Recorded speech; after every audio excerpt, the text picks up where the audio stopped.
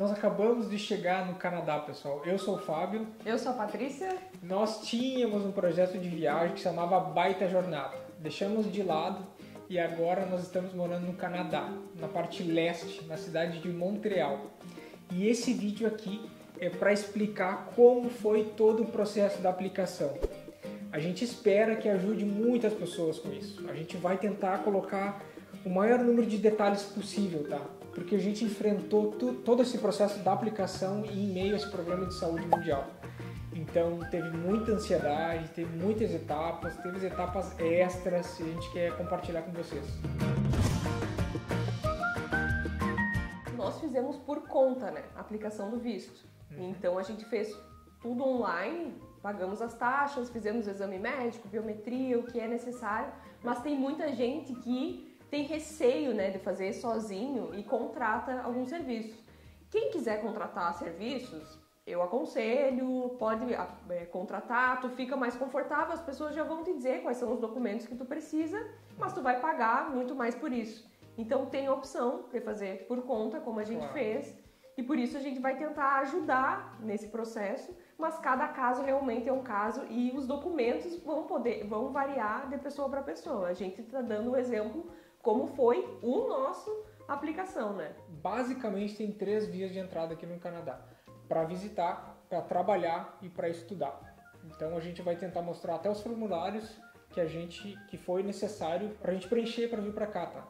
E a nossa ideia é mostrar todas as etapas que a gente passou.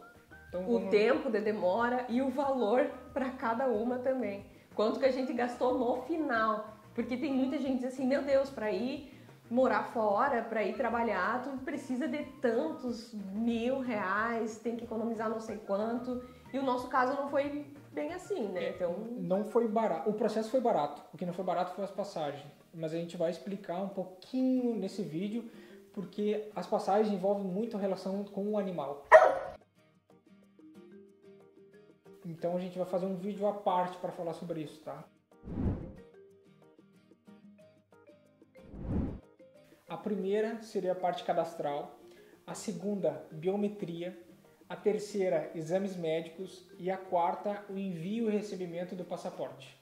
Pode parecer simples, assim, né? São 4 etapas, básico, mas no nosso processo demorou 1 ano tudo isso. Então a gente recebeu já a carta da biometria. Sim. Aí a gente vai detalhando cada ponto, assim, mas em cada um deles tinha algo que demorava. Esse processo levou 1 ano basicamente por causa desse problema de saúde. Ele é para ser mais rápido, com certeza. Essa primeira etapa cadastral é um pouco chata, pesada, burocrática. E tu precisa ter muito cuidado para não colocar nenhuma informação errada. Caso tu coloque, vai demorar para ter o retorno. Tu vai ficar num processo de vai e vem com eles. E, nossa, vai ser terrível. Fora que podem pensar que tu tá fazendo alguma coisa de má fé, né? Exato. Então, por isso, muitas pessoas têm medo mesmo, né? De, e se eu errar alguma coisa, então eu vou fazer com uma consultoria, com uma empresa. Mas a questão é simples, tu só tem que botar as informações no lugar correto, né? No lugar correto e as informações corretas também.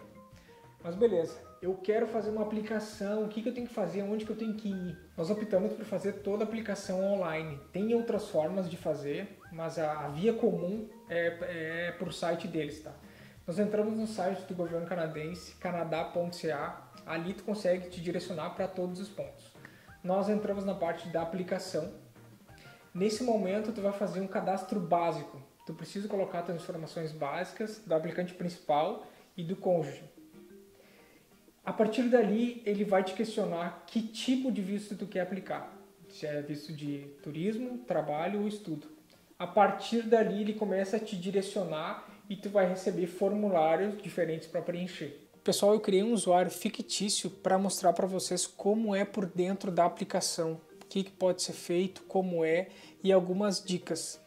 Eu já avancei, tá vendo? São todas as respostas que eu já coloquei aqui, tá? Então ele me dá um resumo, caso eu queira alterar alguma coisa. Por que eu tô passando rápido? Porque a dica aqui é, se tu não fala inglês direito, tu não tem uma compreensão 100% do que está escrito, tem a possibilidade de fazer a tradução aqui para o português.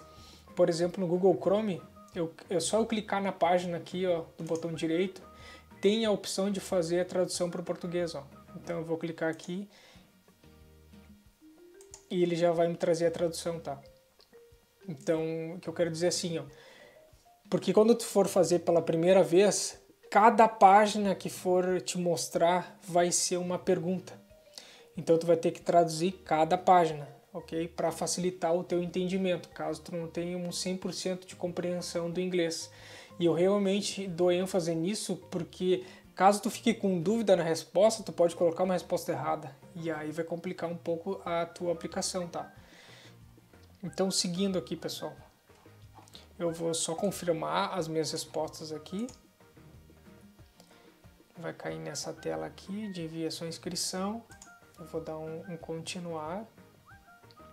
E aqui é a tela dos formulários, tá, pessoal?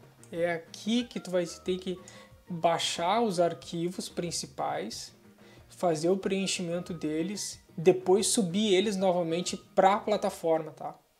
Então deixa eu mostrar como que é a separação aqui, ó. Então tu tem um formulário de inscrição, que seria o teu principal. Tu tem documentos que vão dar suporte à tua aplicação e uns documentos opcionais, tá? Então, deixa eu fazer download aqui desse primeiro, é bem aqui no meio, ó pessoal, o nome do documento, só para vocês terem uma ideia de como é. Então, precisa ter um leitor do Adobe diretamente no web, mas eu não tenho isso. Se vocês tiverem, vai facilitar. Então, o que eu faço faço o download para o meu computador e daí eu abro eles diretamente pelo programa do Adobe Reader. Então aqui vocês têm uma noção de como é um formulário dessa aplicação, tá? Tu tem que colocar tuas informações, teus dados básicos, tá? Só que aí, aqui não tem tradução, né? Aqui vai ter que ser em inglês. O que tu pode fazer é, de repente, pega essa frase aqui, copia e coloca no tradutor. Mas ele vai ser uma tradução rígida, né? Uma tradução dura do que está escrito aqui, né? Às vezes pode ser que não seja o ideal. Então, nesse caso, é bom tu perguntar para alguém que entenda. Mas eu não estou abrindo esse arquivo para falar campo a campo. Não é um passo a passo esse vídeo, tá, pessoal? Esse vídeo é para falar das etapas. Mas eu abri aqui só por curiosidade para mostrar para vocês como que é o arquivo, como é o preenchimento e tal.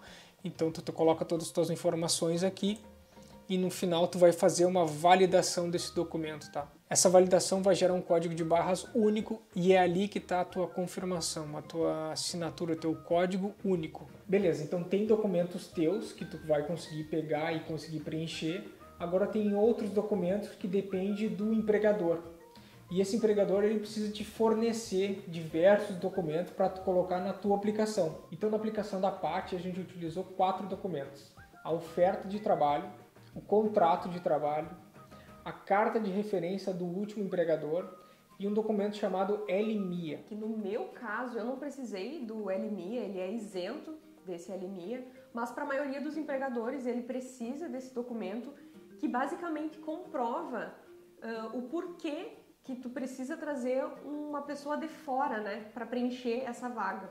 E que não teria então um canadense ou um residente permanente para ocupar essa vaga. Então, gente, o que eu quero dizer com isso? Que preenchido todos os formulários e com esses documentos do empregador, tu consegue finalizar a primeira etapa da aplicação. Você preencheu tudo, todos os documentos em mão, tu vai enviar para o governo canadense e eles vão fazer a primeira avaliação, tá? Nesse primeiro momento, nessa primeira etapa, precisa fazer pagamento da aplicação. Deixa eu colocar na tela aí os valores em detalhes que a gente pagou na época, né? Isso foi em agosto de 2020. Então, outro detalhe, o que tu vai precisar é ter um cartão de crédito internacional para poder pagar essas taxas e que tenha um limite disponível para conversão, né? Quando tu converter para reais, tu tenha esse limite disponível. Tudo feito, a gente submeteu a nossa aplicação e aí tu já recebe um e-mail confirmando que eles receberam a aplicação. E junto disso a gente já vai receber uma carta, que seria um PDF, né, um documento em PDF, com a solicitação da biometria. É tipo uma autorização, né? Tá? Tu pode fazer a biometria. Isso, e nessa carta já teria um link onde tu vai clicar para ver quais são os pontos mais próximos ou que tem no teu país para tu conseguir fazer essa biometria. São poucos pontos que tem em todo o Brasil, só nas grandes cidades, mas quando tu clicar no link ele te direciona para a página e ali vai estar descrito todos os endereços, todos os lugares que tu pode fazer.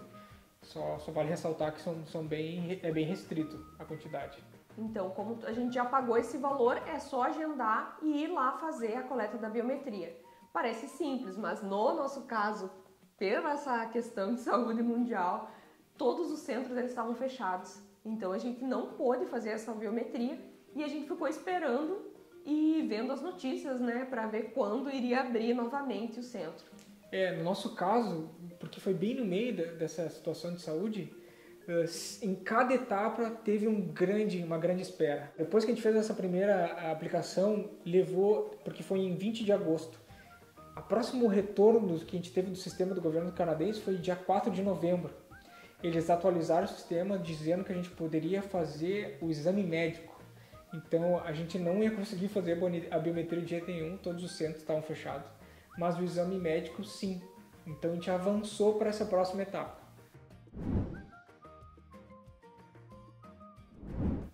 Quando a gente recebeu esse e-mail, né, falando da solicitação do exame médico, a gente já ficou super feliz porque mostrava, né, que o processo estava em andamento e também que a gente já tinha passado pelaquela etapa inicial, né? Eles já tinham olhado os nossos documentos e aparentemente teriam aprovado isso para estar solicitando o exame médico, né? Não, é um momento de comemoração, pessoal. Eles validaram todos os dados da primeira etapa e tu passou. É por isso que eu falo que é comemoração. Eu digo isso ainda com experiência própria, porque 4 anos atrás a gente passou por isso. A Paty passou por essa etapa e a minha etapa foi negada. Nossa, foi um desespero. E é uma situação, e a gente vai contar essa história em um outro vídeo, tá? Porque a gente conseguiu. Eu entrei aqui no Canadá com visto de turismo, a gente acertou essa etapa que a gente achava que era o motivo deles terem negado a minha entrada e a gente conseguiu resolver essa situação, tá? Vamos contar em outro dia. Então, com a solicitação do exame médico em mãos, e é praticamente igual da biometria. Tu vai receber uma carta que vai ter um link, esse link vai te jogar para uma página que vai ter ali todas as indicações de médicos onde tu pode fazer o exame. Nesse caso, nós fizemos o exame em Porto Alegre. Tinha um médico disponível que ele trabalha só com esse tipo de exame para o Canadá e para a Austrália. E outra coisa, o exame médico ele é solicitado para todo mundo que for ficar mais de 6 meses no país. Então, se tu vier com visto de turismo, que é menos de 6 meses, não vai precisar fazer esse exame médico, né? Eu acho que até mesmo de trabalho. Se for menos de 6 meses, eu acho que não é necessário. Exato. Mas então, beleza. A gente identificou qual o médico, entramos em contato com eles nos mandaram um link para a gente fazer um agendamento. Tudo online, pessoal. No dia do exame, o que precisa? Precisa tu levar essa tua carta que tu recebeu, que vai ter um código ali de validação até para o médico saber. Tu precisa levar uma identidade. Tu precisa levar dinheiro em espécie.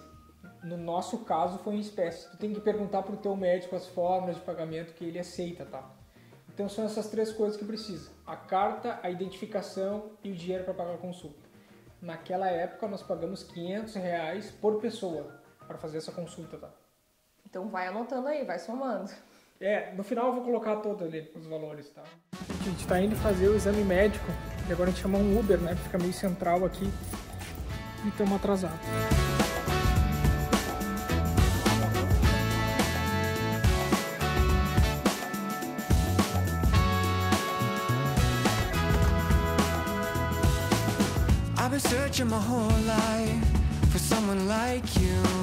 Então, como é que foi essa consulta?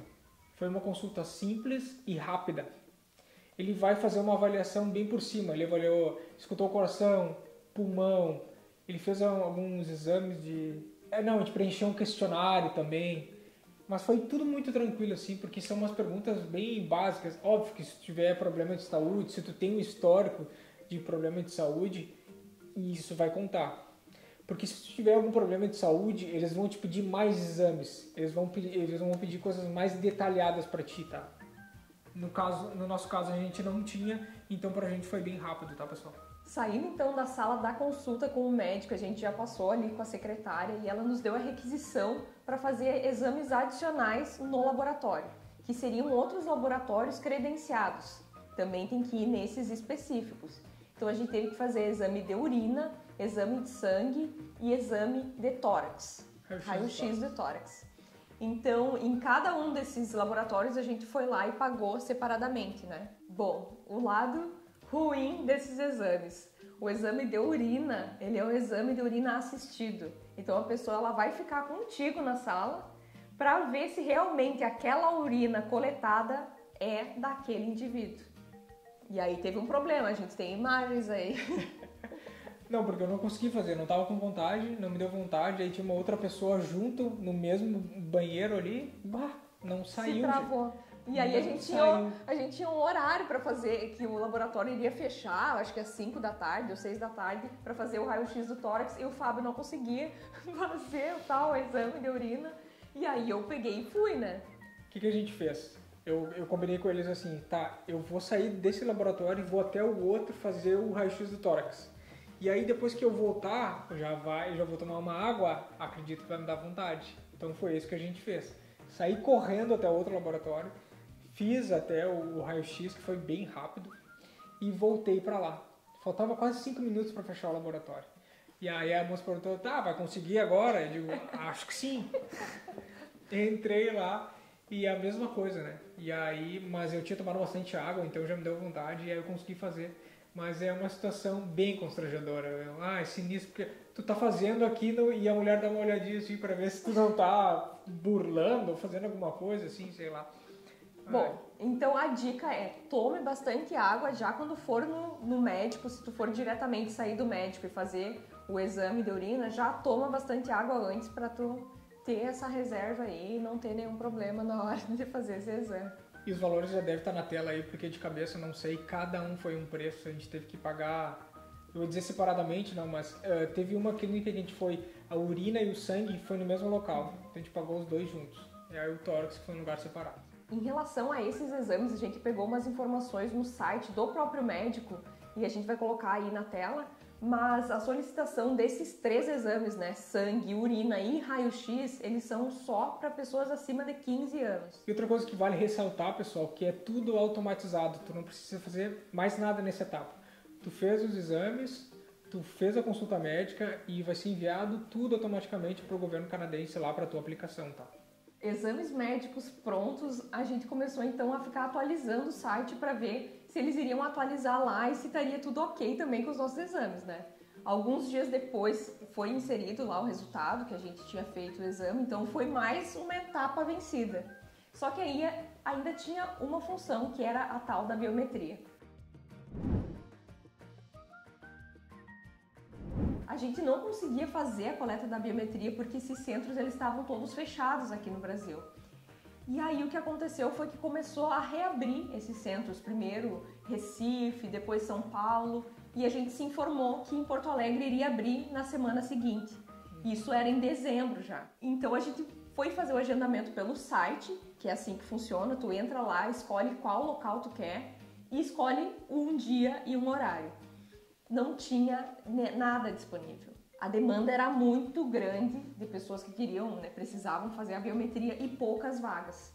Então a gente teve que entrar num grupo no WhatsApp de todas as pessoas que precisavam, né, fazer o agendamento, e quando eles viam que que eles tinham aberto alguma vaga em algum local, eles colocavam lá e aí nisso ia o pessoal correndo lá e agendava. E assim que a gente conseguiu o nosso agendamento para o dia 12 de janeiro, pessoal. Então, só para ter uma noção rapidinha, a gente começou dia 20 de agosto a aplicação, dia 12 de janeiro de 2021 a gente conseguiu agendar para fazer a coleta da biometria. E nessa data aí, o que a gente precisou fazer e levar? Essa mesma carta que eles mandam, que tu pega no sistema, e uma identificação tua, tá? Porque o pagamento a gente já tinha feito lá na primeira etapa. Bom dia, gente. Hoje finalmente chegou a última etapa do visto. A gente vai fazer a coleta da biometria e foi, sério, uma função para conseguir agendar para esse dia. Então a gente acredita que depois da biometria, né, que é essa última etapa, eles vão pedir o passaporte bem rápido. A gente está acreditando nisso, então nos próximos dias já pedem o passaporte para dar aprovação no visto. Então a gente vai filmar um pouco para mostrar para vocês como que vai ser esse processo. Bora lá! Pegou um,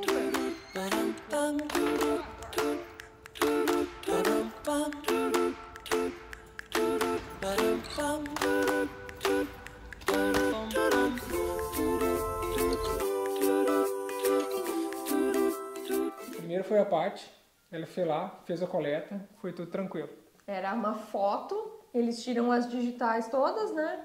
Uma foto e volta. Eles fazem a coleta, né? De a leitura de todas as tuas digitais, digitais juntas. E tem um processo bem burocrático, né? Eles fazem tudo, é uma sala onde tem várias câmeras, eles gravam tudo, só para não ter nenhum tipo de falcatrua, de simulação e tal. Depois foi a minha vez, eu tava com o dedo machucado, ainda bem que era na parte de cima. Mas no fim deu tudo bem, a gente acabou passando por essa etapa e o retorno foi bem rápido até. Teve mais uma atualização lá no sistema canadense, dizendo que a gente conseguiu colocar a biometria, estava tudo certo nessa etapa. Beleza, então já caímos para a próxima etapa, que seria a parte de enviar e receber o passaporte. Só que aí nós caímos num limbo. Então, as semanas elas iam passando, a gente não tinha resposta nenhuma.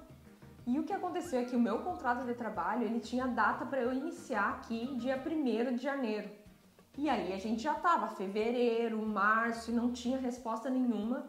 E aí a gente começou a tentar entrar em contato, né, com o governo do Canadá, com as aplicações de visto. Tentamos ligar, lembra? Uhum. E-mail, eles nem fornecem e-mail, eles não querem ter esse tipo de contato.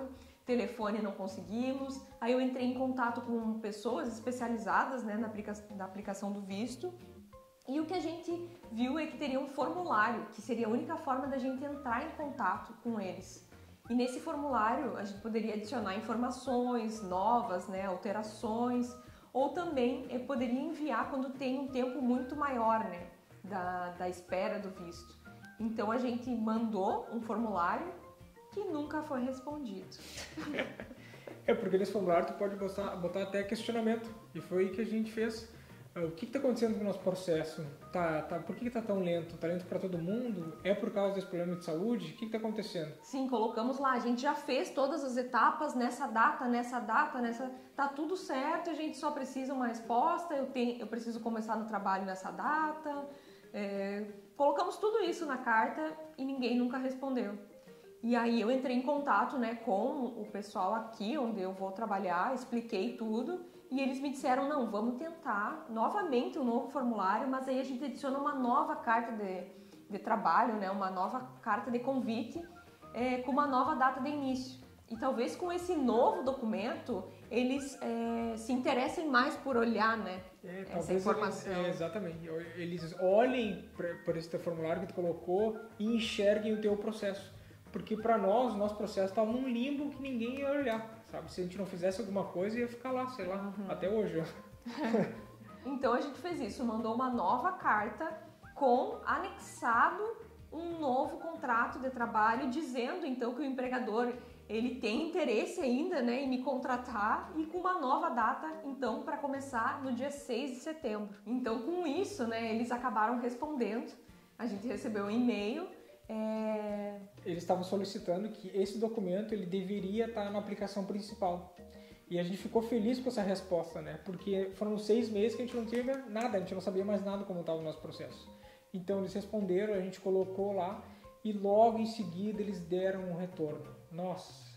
Não, quando recebemos a mensagem dizendo, né, você precisa anexar esse documento, eu já vibrei, né? Eu falei, meu Deus, eles analisaram, vão arrumar isso e logo em seguida vai vir. Então aí... Não, e funcionou, porque 10 dias depois disso, eles solicitaram o passaporte pra gente. Isso aconteceu dia 27 de julho. Então foi quase um ano nessa função toda. Vocês imaginam que, tipo, contando, vocês já devem pensar, imagina a ansiedade, né? E a gente sabe que muitas pessoas passaram por isso e estão passando por isso ainda, que também estão esperando uma resposta. E é um processo muito difícil porque tu já tá pensando em morar, tu já tá se programando, né, em morar em outro país, então a gente vendeu coisas tinha um empregador aqui esperando, né? Daí tu fica naquela agonia, será que ele vai ficar me esperando mesmo? Ele pode contratar outra pessoa. E então são muitas ansiedades nesse processo, e a gente no apartamento também não aguentava mais ficar lá.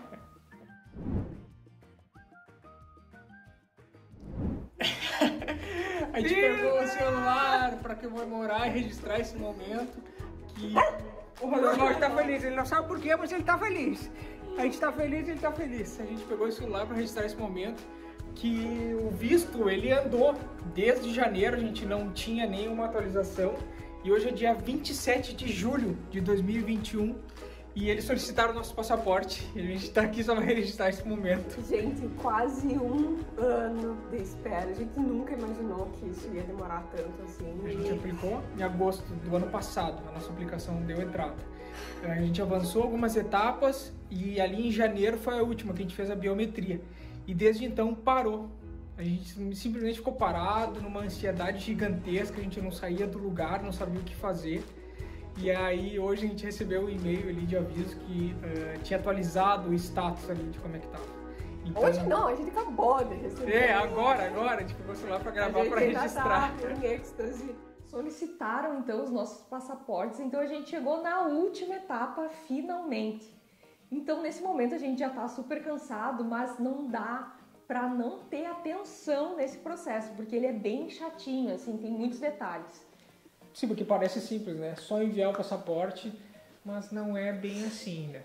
Então, pelo sistema, vai estar lá bem discriminado o que é preciso fazer. Também vai ter lá uma carta com código de discriminação e para onde que tu tem que enviar. Eles dizem que tu tem que enviar para o CEVAC.